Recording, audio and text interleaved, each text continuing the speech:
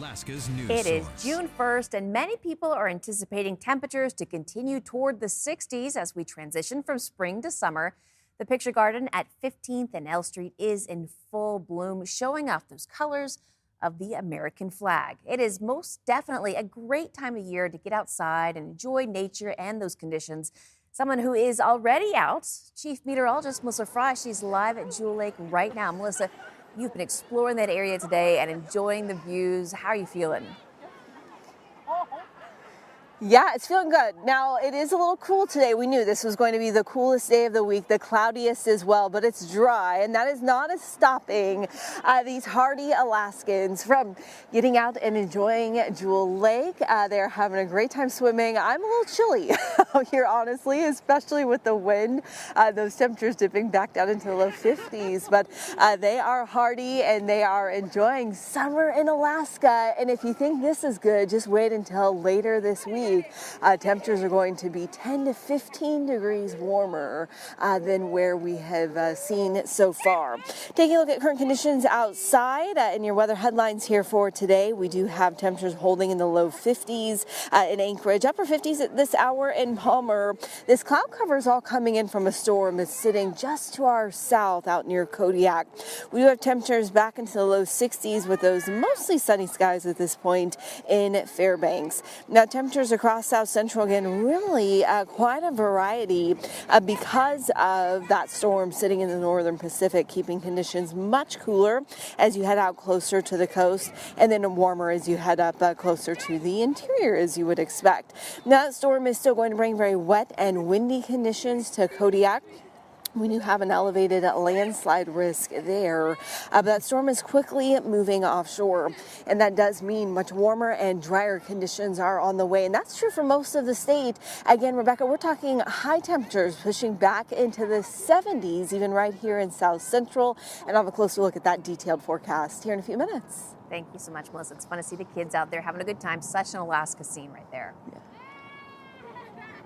Well, the Anchorage Police Department wrapped up a nearly month-long investigation of the long increase in enforcement. The High Visibility campaign focused on the ongoing problem in Anchorage over the past few years of people being hit and killed by vehicles.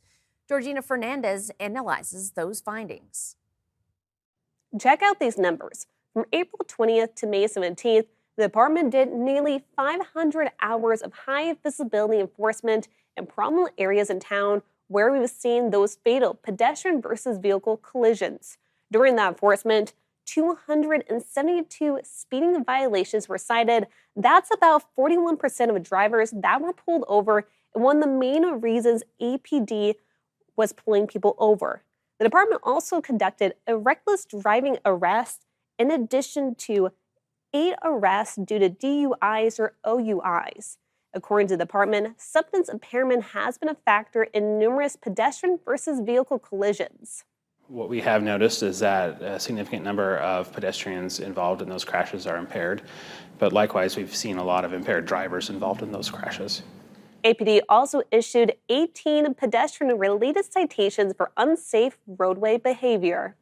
Yeah, there actually are a lot of rules of the road for pedestrians, such as you can't walk in the road if there's a sidewalk available. If you're crossing at an intersection that's signalized, you have to obey the signals for the pedestrians. And if it's a controlled access highway, you cannot be there unless you have an emergency. Now APD says it will probably do more enforcement like this in the fall. More funding has been requested to do the same event next year. Georgina Fernandez, Alaska's news source. Anchorage police are facing renewed questions about why the same officer keeps ending up at shootings. Anchorage Police Chief Sean Case says multiple officer-involved shootings involve the same officer and can come down to the assignments and the timing. He was asked Friday and last month about APD officer Jacob Jones. He's now been involved in 4 shootings since 2024. Those involved Chris Handy, Damian Dollison, Micah Bonin, and most recently, Emil McCourt. He says Jones works overnights and that his K-9 assignment means that he's more likely to be sent to high-risk calls across the city. The most recent shooting was May 19th near Burgaw Street and Rika Drive, where police say 3 officers fired after McCord was armed with a gun and ignored commands. And in early April, Case says the same canine officer shot his gun. That's where police say Mackay Bonin shot from inside a home before it caught fire. Case also acknowledged repeated shootings take a toll on officers and pushed back on the idea it's unusual for shootings to be ruled justified. That's the position that Officer Jones has. And we ask him, in the position that he's in, to be available and to respond to these high-risk calls. I would be shocked and devastated and ashamed if one of my officers was prosecuted for an unclassified felony of killing someone in the line of duty. That was a felony crime. Like, we train them better than that. We expect better than them of that. And so I don't think that's a statistical anomaly at all.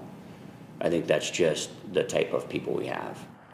Now, Case says that both investigations remain open and will be reviewed by the State Office of Special Prosecutions. Well, the candidates are locked in. The filing deadline for the 2026 election has now passed, and now we're getting a better idea on who will be on that primary ballot. We have our political reporter, Will Courtney, standing by. Rebecca, 17 candidates to be Alaska's next governor. These are who will be on the primary ballot come August. Among that list, Governor Bill Walker. He originally only told us he had plans to run, and those plans became official just an hour ago. But we also saw a significant name drop out of the race today as well. Current Lieutenant Governor Nancy Dahlstrom. Now, those are just two of the, again, 17 candidates for the governor on the primary ballot. With this deadline passed, we now look to August 18th. That's primary election day, where the top four candidates advance to November's general election. Now, for more on the state of the race and who's going to be on your ballot, full coverage on our website and our mobile app. Rebecca. Well, fans of the popular reality TV series Alaskan Bush People are remembering the life of one of the show's stars, Matt Brown. Joe Allgood spoke with some of the reality star's family members. He joins us now. Rebecca, Matt Brown was found dead in a river in Washington state over the weekend. Search crews had spent 3 days looking for him. Brown. The hardest thing at first was just like the not knowing, because there were a lot of. As they remember their brother, they also reflect on how he made people feel and his accomplishments. I'll have more from that interview and the full story tonight on The Late Edition. You can also watch the interview in its entirety on our In-Depth Alaska podcast. Fairbanks leaders announced efforts to establish a mental health court program in Fairbanks. That was announced Friday by the city mayor. Now, she says the city has seen major advancements in treating and recognizing mental health already, but would like to make it even better. The sentiment echoed by partners like the Tanana Chiefs Conference and the National Alliance for Mental Illness. The mayor says the effort is inspired by the success of Veterans Court and Addiction Wellness Court breaking incarceration cycles. Mental health courts across the state and country have shown that when accountability is paired with structured treatment, supervision, and support services, outcomes improve dramatically. Participants are more likely to remain stable, less likely to reoffend, and more likely to reconnect with housing, employment, healthcare, and family support systems. Frameworks for the court program are already in development. We'll be right back with Melissa live out at Jewel Lake. Thanks for listening. Click subscribe so you can get the latest podcast from Alaska's news source automatically.